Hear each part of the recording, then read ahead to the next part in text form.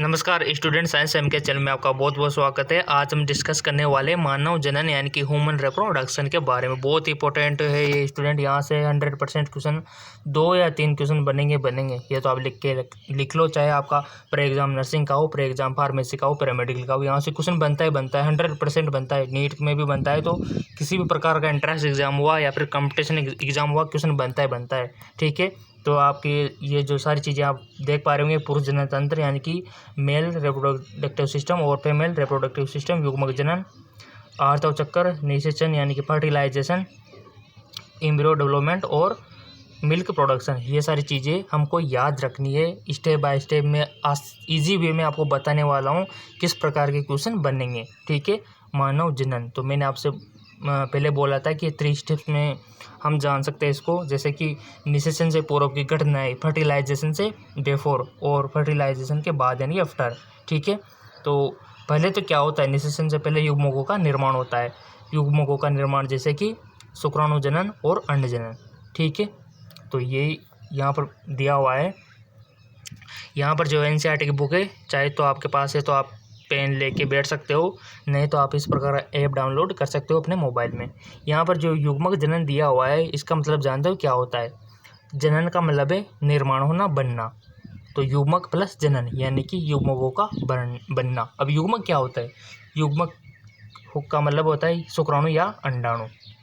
ठीक है, दोनों इसके अंतर्गत आ जाते हैं, बट स्पेसिफिक हमें बात करनी हो कि शुक्राणु को निर्माण को क्या बोलेंगे, तो उसको स्पर्मेटोजेनेसिस बोलेंगे।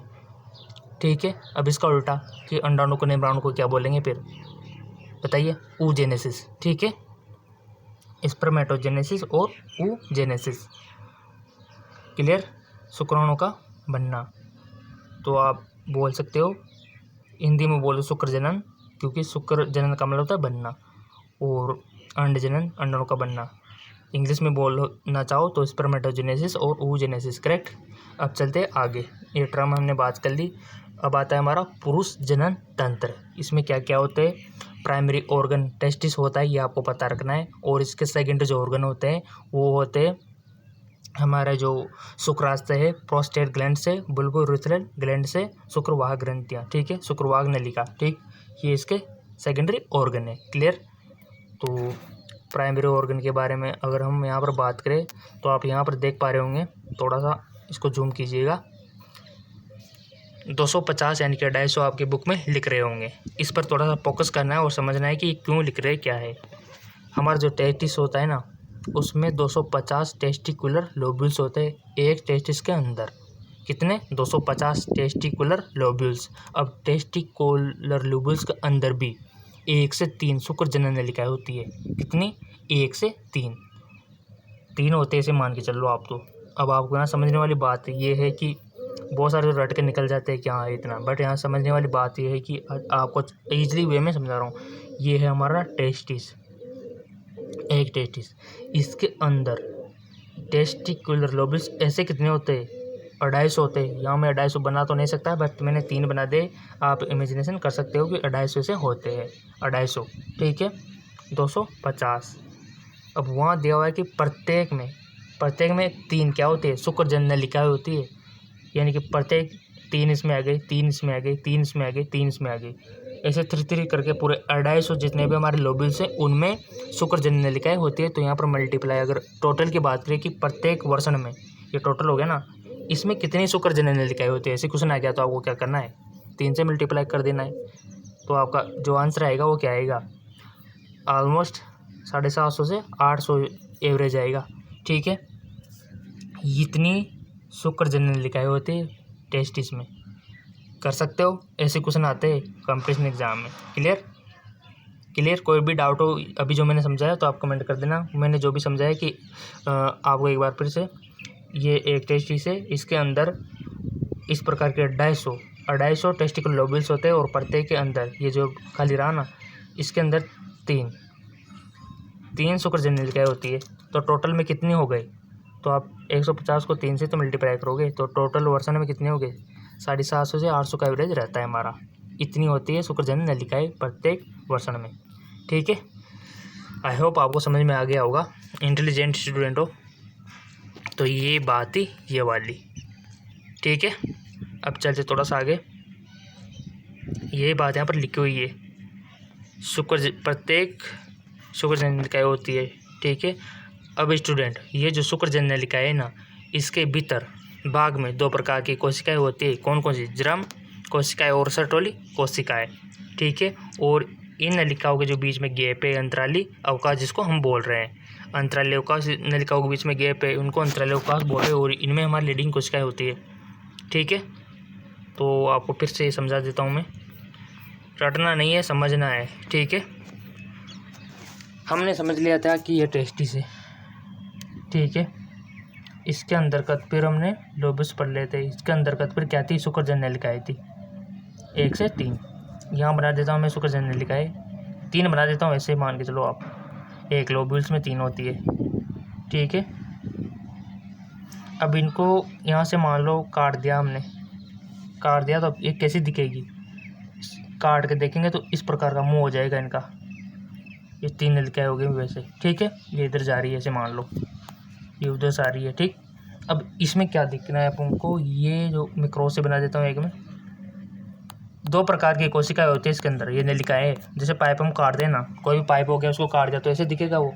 तो इसमें 2 प्रकार की कोशिकाएं होती है अंदर। कौन कौन सी? जरम कोशिकाएं जो शुक्राणु का निर्माण करती है, और दूसरी सर्टोली कोशिकाएं जो शुक्राणु को भोजन प्रदान करती है। ये लो, क्लियर हो गया आपका दोनों कोशिकाओं का वर्क। एक का काम है शुक्राणु बनाना और दूसरे का काम है उनको भोजन देना।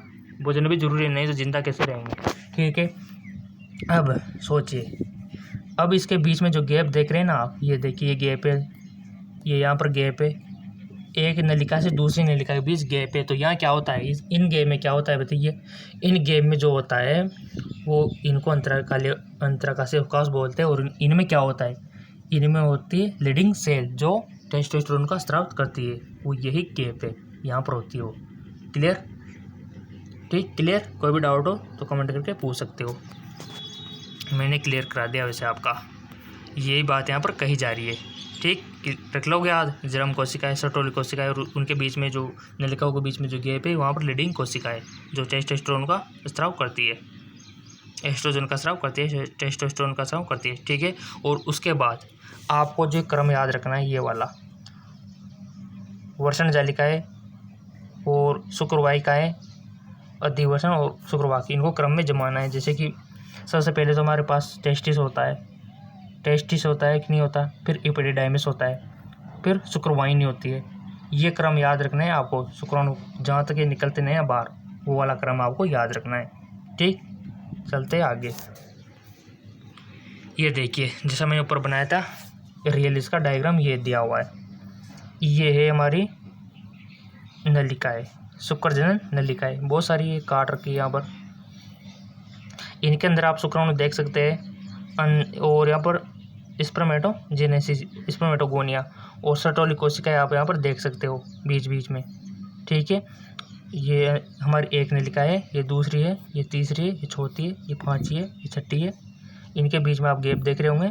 ये है हमारा अंतराकालीय अवकाश, अंतरालीय अवकाश। इसी में हमारी लीडिंग सेल पाई जाती है जो एंड्रोजन और टेस्टोस्टेरोन का हार्मोन स्राव करती है। तो क्लियर हो गया ना, कहाँ डाउट रह गया, ठीक। चलते आगे। इसके बाद हमारा आता है बल्बो यूरेथ्रल ग्रंथि, थोड़ा सा फोकस कीजिएगा। ये जी, पुरुष लिंग की सहायक ग्रंथियों में एक जुड़ा तो शुक्राशय, एक जुड़ा प्रोस्टेट ग्रंथि जो कि अखरोट के समान होती है, और एक जोड़ी होती है। इसके बाद जो आगे होता है बल्बो यूरेथ्रल ग्रंथि होती है। इन ग्रंथियों का काम क्या है? इन ग्रंथियों का स्राव सेमिनल प्लाज्मा का निर्माण करता है जो फ्रैक्टोज और शर्करा कैल्शियम से भरपूर होता है। बल्बो यूरेथ्रल ग्रंथियों का स्राव मैथुन के दौरान यानी कि सेक्स के दौरान सीसन में स्नेह यानी कि चिकनाहट, लुब्रिकेंट, एक प्रकार जेल जैसा प्रदान करती है, सिक्रेशन करती है, ठीक है। कौन? बल्बो यूरेथ्रल ग्रंथियाँ, जो जिसका कोई कलर नहीं है, एक प्रकार से आप समझ सकते हो, एक प्रकार से सहज जैसा होता है, मतलब कोई कलर नहीं है, ठीक है। उसका सिक्रेशन कौन करती है? बल्बो यूरेथ्रल ग्लैंड्स करती है, ठीक है। जब भी कोई मेल है उसमें इच्छा जागृत होती है सेक्स की, उस टाइम पे सिक्रेशन होता है। क्यों होता है? क्योंकि स्पर्म को निकलने में ईजी हो जाता है, ठीक है। ये काम है बल्बो यूरेथ्रल का। अब दूसरी ओर देख रहे होंगे आप प्रोस्टेट ग्रंथि और शुक्राशय। ये छोड़ते हैं हमारे जो प्रोस्टेट ग्रंथ है सफ़ेद कलर का वाइटिश कलर का सिक्रेशन इनके द्वारा छोड़ा जाता है। ठीक है, तो हमारा जो वीर्य होता है ना सीमेन, वीर्य का कलर वाइट इसलिए होता है क्योंकि ये जो ग्रंथ है ये छोड़ रही है वो वाइटिश कलर मिल्की कलर। ठीक है, इसीलिए होता है। और आपको याद रखना है कि अगर कोई भी पुरुष नसबंदी होती है, नसबंदी उसमें काट दिया जाता है हमारे शुक्रवाहिनी को, इसमें शुक्राणु नहीं आते। बट नसबंदी के बाद भी वीर्य तो निकलेगा बट उसमें शुक्राणु नहीं होंगे। क्लियर। बहुत सारे शो होते हैं कि नसबंदी होने के बाद शुक्राणु मतलब वीर्य नहीं निकलते, ऐसा गलत है। वीर्य तो निकलेंगे बट उसमें शुक्राणु नहीं होंगे तो प्रेगनेंसी नहीं होगी। क्लियर। कोई भी डाउट हो तो फिर भी पूछ सकते हो, मैंने आपको क्लियर कर दिया है। जैसे कोई इच्छा मैथुन इच्छा जागृत होती है पुरुष में तो उसी टाइम पे सेग्रेशन होने लग जाता है वाइटिश मतलब बिल्कुल कलरलेस पदार्थ का, किसके द्वारा, बल्बो रिटल ग्लैंड्स के द्वारा। उसके बाद अगर उसमें हमने जो टर्म पढ़ी थी वीर्य निकलना, क्या बोलते उसको, यहाँ पर देखा होगा ना आपने, वीर्यसेचन। ठीक है, उस टाइम पे निकलता है वाइटिश कलर का, जिसको हम क्या बोलते हैं, प्रोस्टेट के द्वारा उसका सिक्रेशन होता है। और उसमें फ्रैक्टोज बहुत सारे जो पदार्थ होते हैं शुक्राणु के लिए बहुत ही हेल्पफुल होते हैं। ठीक है, तो कोई भी डाउट हो तो आप कमेंट करके पूछ सकते हो। वैसे क्लियर हो गया होगा। ये साइंस स्टूडेंट और आप मेडिकल के स्टूडेंट बनने जा रहे हो तो सब आप समझ सकते हो फीलिंग। ठीक है, अब आ जाते हैं भाई उसमें। तो आपको याद रखना है टेस्टिस के बारे में ज़्यादा याद रखना है, कितने लोबुल्स होते हैं, कितनी शुक्रजनन नलिकाएं होती है, शुक्रजनन नलिका के अंतर्गत कौन कौन सी कोशिकाएं होती है, जरम कोशिकाएं और सटोली कोशिकाएं। बाहर की बात करें तो वो हमारे जो नलिकाओं के बीच गैप होता है उनमें अंतराली अवकाश उसको बोलते हैं, उसमें लीडिंग कोशिकाएं होती है। करेक्ट। अगर हमारा जो है ये तो क्लियर हो गया होगा आपका ये वाला डायग्राम। यहाँ पर आप देख पा रहे होंगे इधर मलाशय से, इधर आगे की ओर मूत्राशय और ये बीच में योनि। ठीक है, ये है योनि। हमारा जो पेनिस है इसमें इंटर मारता है और इसमें बेबी बाहर आता है। ठीक है, क्लियर। और आपको जो याद रखना है यहाँ पर पेनिस की जो संरचना होती है वो बग से क्लाइटोरिस, क्लाइटोरिस की हम समझात मान सकते हैं किसके, पेनिस के। ठीक। और वर्षण तो स्त्रियों में भी होते हैं, समझ रहे होंगे, बट बाहर नहीं अंदर होते हैं और उनको वर्षण ना बोल के हम अंडा से बोल देते हैं। ठीक, तो इस प्रकार से समझोगे तो बेस्ट रहेगा आपके लिए। अब आ जाते हैं हम स्त्री जनन तंत्र पे। तो इसमें जो प्राइमरी ऑर्गन है वो है अंडाशय, ओवेरीज। ठीक है, तो इनमें वर्षण अंदर होते हैं जबकि हम में बाहर होते हैं। ठीक है, तो आप यहाँ पर देख पा रहे होंगे, ये आपको याद रखना है। ये डायग्राम तो सिंपल है, आप 10th से पढ़ते आ रहे होंगे कि ये हमारा अंडाशय है, ये फ्लोवेन ट्यूब है, ये गर्भाशय है। बट ये बहुत ही बच्चों वाला क्वेश्चन हो जाएगा। ये आपको यहाँ पर क्या याद रखना है, इसकी लेयर याद रखनी है, एंडोमेट्रियम, मायोमेट्रियम और पेरीमेट्रियम। ये गर्भाशय की लेयर होती है। और एंडोमेट्रियम की खास बात यह है कि मेस्टोसाइकिल के दौरान ये टूटती रहती है और ब्लीडिंग होती रहती है। ठीक है, अब आपको यहाँ पर जो याद रखना है इन दो चीज़ों को याद रख लो स्टूडेंट, इस्टमस और एम्पुला जंक्शन। अब आप बोलेंगे सर क्यों रखे याद, इनको इसलिए याद रखना है क्योंकि यहाँ पर क्या होता है, फर्टिलाइजेशन होता है इस जगह पर। इस्टमस एम्पुला जंक्शन पर ही फर्टिलाइजेशन होता है, ये बात आप लिख लो और गांठ बांध लो। इस्टमस एम्पुला जंक्शन पर ही फर्टिलाइजेशन होता है, इस्टमस एम्पुला जंक्शन पर ही फर्टिलाइजेशन होता है। ठीक है, 100% क्वेश्चन बन सकता है और पिछली बार पूछा भी गया है BSc nursing entrance exam, RHS BSc nursing entrance exam में। ठीक है, तो ये चीज़ आपको याद रखनी है, यहाँ पर लेयर और ये जंक्शन, यहाँ पर फर्टिलाइजेशन होता है। इसके बाद आपको क्या चीज़ याद रखनी है, फ्लोवेन ट्यूब की लंबाई याद रख लोगे, 10 से 12 होती है सेंटीमीटर। ठीक है, 10 से 12 सेंटीमीटर होती है, पूछ लिया जा सकता है आपसे। इसके बाद आप इम्पुंडिबुलर थ्योरेटिकल बात है, आप सब पढ़ सकते हो। और ये जो लेयर है यहाँ पर भी दी हुई है, एंडोमेट्रियम, मायोमेट्रियम और पेरीमेट्रियम। ये सबसे अंदर होती है, ये बीच में होती है, बाहर होती है। ठीक, और ये आप लेबिया माइनोरा, लेबिया माजुरा खुद इसमें समझ सकते हो। और फिर भी समझ में नहीं आया तो मैं आपसे रिकमेंड करूँगा गूगल में जाके आप देख सकते हो, बहुत अच्छी आपको इमेजेस दिख जाएगी। ठीक है, देखना उनको, समझना है, कुछ दुरुपयोग नहीं। ठीक है, तो इन सब चीज़ों को आप देख सकते हो, कोई भी चीज़ समझ में नहीं आती हो तो बक्सेप, बृहद बकोष्ठ, योनिचद, लघु बकोष्ठ, सब चीज़ें आपको मिल जाएगी ताकि आपको क्लियर हो जाए ये चीज़ें, कोई डाउट ना रहे। ठीक है, हाइमेन के बारे में आपको थोड़ा सा बता दूं। हाइमेन झिल्ली होती है, जानते होंगे सब। हाइमेन जो होती है बहुत सारे उसको वर्जिनिटी जिसको बोलते हैं ना, कि अगर इसमें किसी महिला में अगर ये नहीं है तो उसको कामुक माना जाता है, बट ऐसा नहीं है। ये हाइमेन झिल्ली किसी भी कारण से टूट सकते हैं। साइकिल चलाने के दौरान, घुड़सवार के दौरान, कोई भी हार्ड वर्क कर रही है महिला, उसके कारण हाइमेन झिल्ली टूट सकती है, तो उसको वर्जिनिटी नहीं मानते। ठीक है, पहले की सोसाइटी में होता था ऐसा, बट अब ऐसा नहीं है बिल्कुल। दूसरी ओर क्लाइटोरिस, ये बहुत ही सेंसिटिव होता है। बगसेप जिसको बोलते हैं, बहुत ही सेंसिटिव होता है। इसको पेनिस के समझाता हम मान सकते हैं। ठीक है, उत्तेजना इसी से होती है स्त्रियों में। करेक्ट, बगसेप से, क्लाइटोरिस से। चलते आगे। ये स्तन ब्रेस्ट है, इसकी संरचना आपको याद रख लेनी है। ये जो पेट है, ये पेट होता है, इससे पेट सबके बाहर और पेट ही होता है। स्तनपाली, स्तनकुपिका और एम्पुला तुम्बिका और दुग्ध वाहिनी।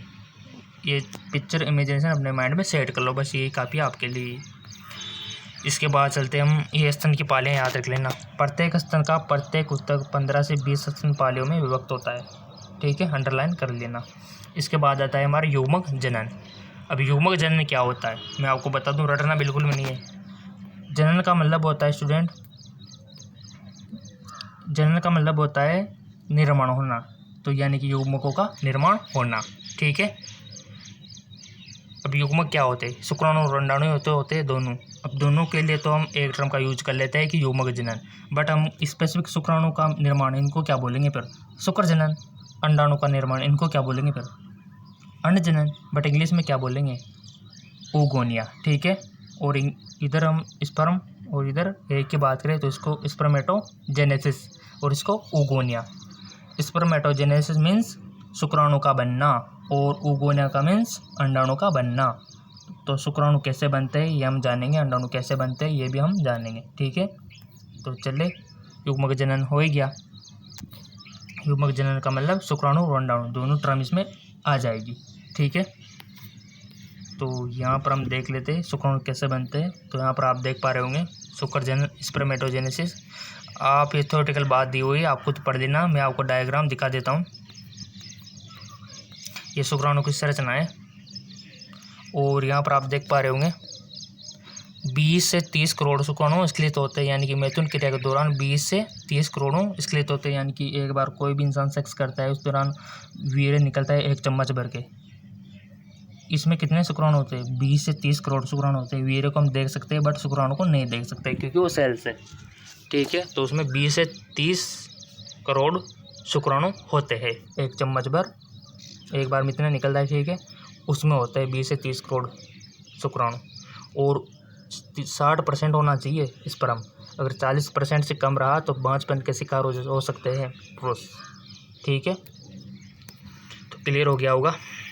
क्लियरिटी है, सीधी वे में आपको इतना इजी बता रहा हूँ मैं आपको शॉर्टकट में। अंड जनन हमने पढ़ लिया, जेनेसिस अंडाणु का निर्माण। अब यहाँ पर आपको याद रखना है कि ओगोनिया तो आप जानते ही है, इसी से तो अंडाणु बनता है। और अंडाणु की हमारी जो बनने की प्रोसेस है, 2 चीज़ें आपको याद रखनी है। शुक्राणु बनना कब स्टार्ट होते हैं बताइए? शुक्राणु बनना स्टार्ट होते हैं हमारी किशोर अवस्था में, यानी कि 12 से 13 वर्ष की उम्र में। अब आपसे यही क्वेश्चन पूछ लिया जाए कि अंडाणु बनना स्टार्ट कब होते हैं, तो आपका आंसर क्या होगा? सोच के बताइए। भाई आपने स्पर्म का बनना तो बता दिया कि 12 से 13 साल की उम्र में। अब अंडाणु का बनना कब स्टार्ट होता है ये क्वेश्चन आपसे पूछ लिया जाए तो आप क्या आंसर दोगे? क्या इसमें भी 12-13 वर्ष बताओगे? तो आपका गलत रहेगा। अंडाणु जो बनना स्टार्ट होते हैं वो होते हैं भ्रूण का विकास के दौरान, यानी कि जन्म से पहले ही बनना स्टार्ट हो जाते हैं। ठीक है, यानी कि भ्रूण के विकास के दौरान ही अंडाणु बनना स्टार्ट हो जाते हैं। याद रख लेना, गांठ बांध लेना इस बात को। बहुत सारे स्टूडेंट गलती कर जाते हैं ये वाली, और बोल देते हैं कि अंडाणु का बनना 13 साल की उम्र के बाद होता है। जी बिल्कुल नहीं, ऐसा बिल्कुल भी नहीं है। अंडाणु का बनना जन्म से पहले ही स्टार्ट हो जाता है। और किससे होता है उसको क्या बोलते हैं? ओगोनिया। ठीक है, बहुत सारे ओगोनिया, मिलियंस में ओगोनिया बन जाते हैं। ठीक है, उसके बाद की जो आप यहाँ पर देख पा रहे होंगे गर्भ जीवन में ये प्रोसेस स्टार्ट हो जाती है। ठीक है, प्राथमिक अंडक, द्वितीयक अंडक, ये जो हमारा जो अर्धसूत्री विभाजन है उससे स्टेप्स होती रहेगी। और आपके टीचर्स ने लिखा दिया होगा ये 12th में, वो स्टेप आपको फॉलो करनी है। शुक्राणु जनन कोशिका से प्राइमरी शुक्र कोशिका बनेगी, फिर उसमें अर्धसूत्री विभाजन होगा, द्वितीयक शुक्राणु कोशिका, फिर द्वितीयक अर्धसूत्री विभाजन होगा, उसमें शुक्राणु पूर्व कोशिका बनेगी, ये वाली गोल वाली, ठीक है, जो ना तो मोशन कर सकती है ना कोई मूवमेंट कर सकती है। इसके बाद शुक्राणु बनेंगे विभेदन के थ्रू। ये प्रोसेस तो आपको याद है, या फिर आप चाहते हो कि मैं आपको स्पेशल अलग से बताऊं इनको, तो स्पेशल वीडियो भी बना दूंगा आपके लिए अगर आपकी डिमांड रहेगी तो। बट बहुत सारे स्टूडेंट की रहनी चाहिए, ऐसे नहीं कि 2-4 कमेंट कर दो बाकी के सब करें नहीं तो मज़ा नहीं आएगा। तो सभी कमेंट करें, आप चाहते हो कि हमें बताइए विस्तार से। और आपको ये चीज़ याद रखनी है कि अंडाणु का निर्माण जन्म से पहले यानी कि भ्रूण का विकास होता है वहाँ पर ही स्टार्ट हो जाता है, ठीक है, और ओगोनिया से होता है, लिख सकते हो आप ओगोनिया से। ओगोनिया ही बनने लग जाते हैं उस टाइम पे, जन्म नहीं हो रहा ना उस टाइम पे बनने लग जाते हैं, ठीक। और वर्षण की पालियाँ आपको याद ही हो गई, टेस्टिकुलर लोब्यूल्स, और उसके अंदर 1 से 3 क्या होती है, शुक्राणु जननालिका है। यानी कि टोटल एक वर्षण में कितनी शुक्र जननालिकाएँ होती है, 750 से 800, क्लियर। ये से चीज़ें बेसिक चीज़ें। और 20 से 30 करोड़ शुक्राणु होते हैं एक बार में, जो स्खलन होता है वीर्य उसमें, ठीक। कितना अच्छी बात है यहाँ पर। अंडाशय में केवल यहाँ पर देख सकते हो आप थोड़ा सा 60 से 80 4 पुटिकाएँ शेष बची रहती है। द्वितीय कंडक की अंडाणु का निर्माण है। इसके बाद हमारा आवर्तताव चक्कर हो गया, जो कि बहुत ही इंपॉर्टेंट है। तो यहाँ पर हमने पढ़ा कि किस प्रकार से शुक्राणु का निर्माण होता है, किस प्रकार से अंडाणु का निर्माण होता है। इसके लिए आपको स्पर्मेटोजेनेसिस के प्रोसेस और oogenesis ये दोनों चीज़ें याद होना चाहिए। और फीमेल रिप्रोडक्शन में हमने पढ़ लिया था, इनके लेयर आपको पता होना चाहिए। निषेचन कहाँ पर होता है, इस्थमस एम्पुला जंक्शन पर हमारा जो है निषेचन होता है, ये चीज़ आपको याद रखनी है। और इनकी लंबाई आपको याद रखनी है फ्लोएम ट्यूब की 10 से 12 होती है, ठीक है। और गर्भाशय की लेयर आपको याद होना चाहिए, ये जो है ब्रेस्ट स्तन का स्ट्रक्चर आपको याद हुआ होना चाहिए। और युग्मक जनन यानी कि युग्मकों का बनना, स्पर्मेटोजेनेसिस और oogenesis ये दोनों स्टेप आपको याद हुआ होना चाहिए, ठीक है।